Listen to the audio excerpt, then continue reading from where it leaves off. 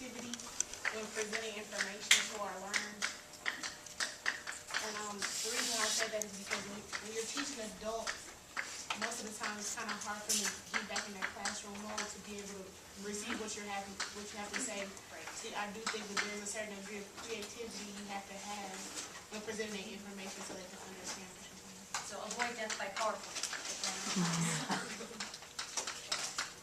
So it's not just creativity for its own sake, but so that you can connect to the learners. Yes.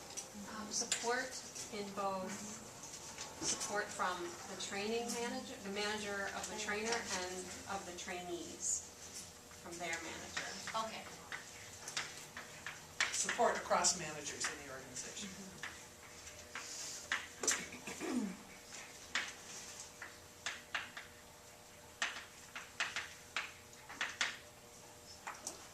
Yes. Advanced and innovative technology. For example, Using it in terms of as a mechanism for teaching? Is that where you're going with that?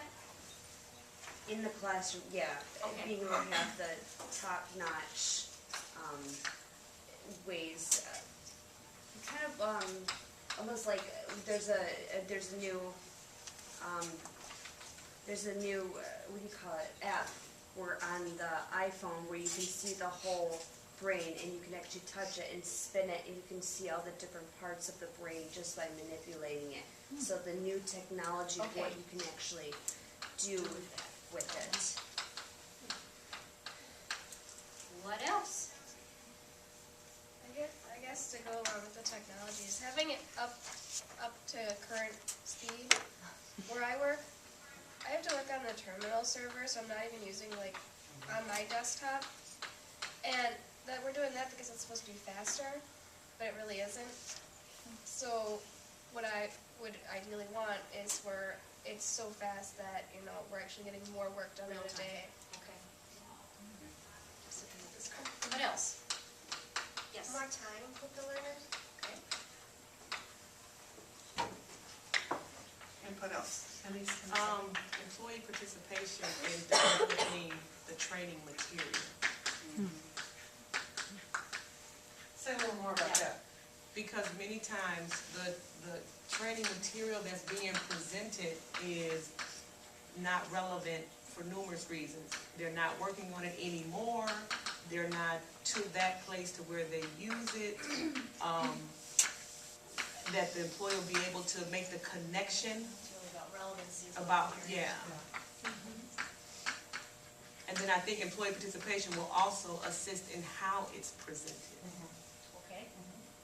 Does it meet me where I am? So are you kind of saying, ask the learners what they need, so how do you learn, or what tools do you need us to present to you? Kind of what do That kind you, of input? not so much the tools that you need, but if you're looking to roll out a new program or a new procedure, asking the learners, give us some input as to what do you find relevant in this? We're looking to roll out something that's going to streamline a procedure or make it more efficient or something like that. What do you find relevant in that so we can develop the curriculum accordingly? Okay. Yes. Budget to provide better materials, color copies, better food, coffee. Just being able to provide food. Yeah. James? I guess to bring out the selfish side, I think that I would have been a bit happier if I would have been paid more. It was the students, especially, I mean, not even just me, just the people who I work with in general, the students that we work with need a lot. And you don't just go to work and just spend your time there. You spend a lot of extra time outside of the work. And, you know, when you have bills and things that you need to pay as well, it's difficult. You know, so I'm not saying like get paid like ridiculously high amounts, but I think more money probably would help.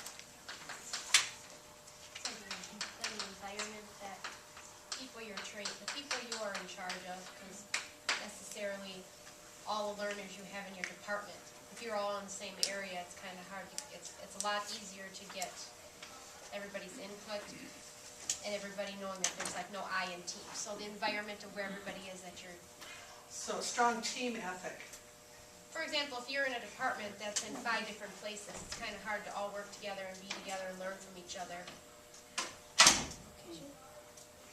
Well, it's got multiple, that one has multiple ways I could go with it. Is it really about the being physically close? Is it about having an atmosphere of Well, it's for, collaboration? yeah, for this, the same floor, collaborations and resources from one another so that you can understand better what each other's doing, so that you can learn from one another instead of stopping at not knowing what the other person's doing and what part they're doing plays on the part that you need to do.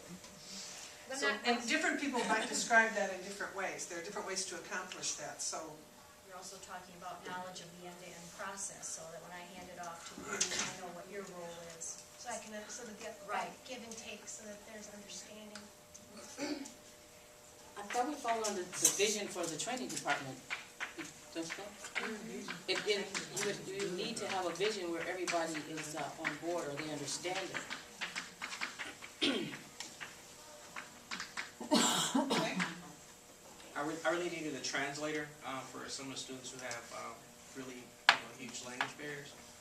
We had a couple students who, there's a lot of accommodations for a language like Spanish, more of the popular, but there's other languages, certain African languages that the students don't have an accommodation, and even the student expressed a lot of a desire for help. Increase frequency of training. I mean, And maybe depth too.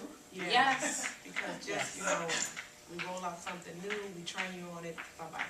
I went to a session once, I think it was the Words Group, Carol, the technical writers. Anyway, one of them came up to me afterwards and he said, we had ethics training last week. It took 30 seconds.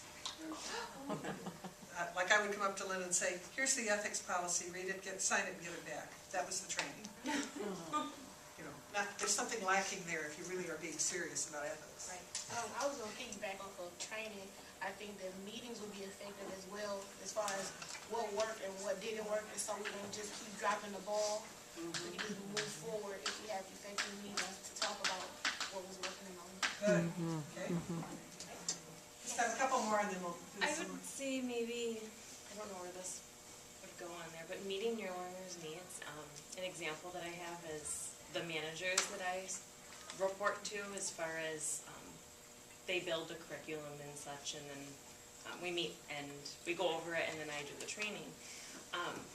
They would tell me, now this session has to be 8 hours. Absolutely has to be.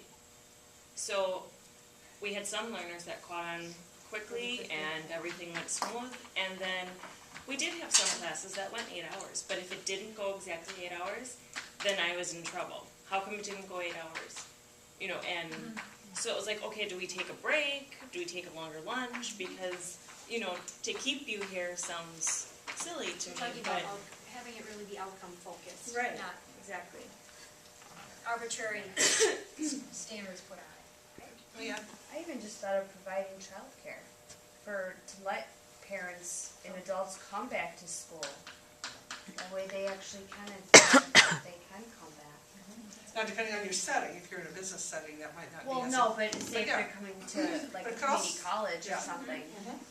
Could also be though in a work setting, if there is childcare, that makes people not be distracted while they're at training if they have a place to bring kids when their other plans fall through. Okay, let's see if we can cluster 3 big things. Carol, what do you see?